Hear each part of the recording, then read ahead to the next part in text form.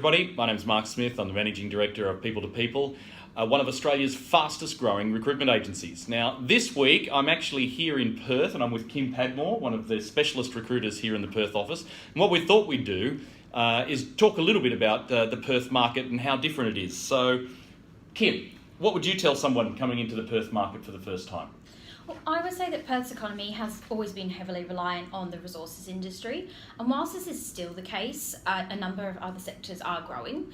So we're seeing growth across tourism, technology, professional services, just to name a few.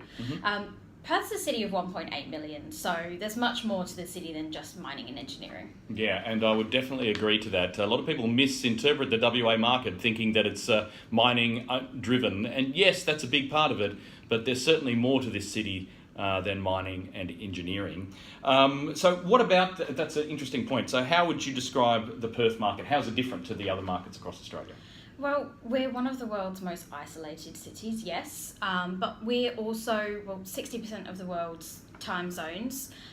So 60% of the world's population is in this time zone, is that right? Yes, so many of the organisations in the Asia-Pacific region are based here. Unemployment figures have hit an all-time high in the last couple of years, but all reports are pointing up, so it's going to be more positive.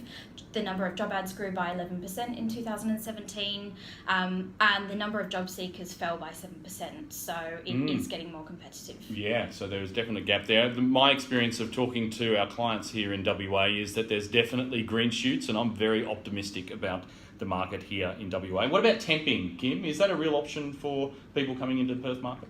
Yeah, there's plenty of temp admin, secretarial, HR options, even accounting. With the end of the mining boom, many employers have decided to hire temps and contractors instead of permanent staff while the market picks back up. So yeah, there's definitely temp positions out there. Yeah, certainly my experience as we went through the GFC, the very first part of the market to move was the temporary market, and I suppose that's exactly what's happening here in WA as well.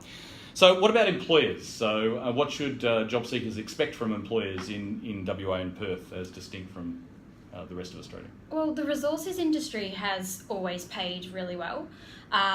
So that's had a flow-on effect to a number of other sectors across Perth. So that has pushed salaries up.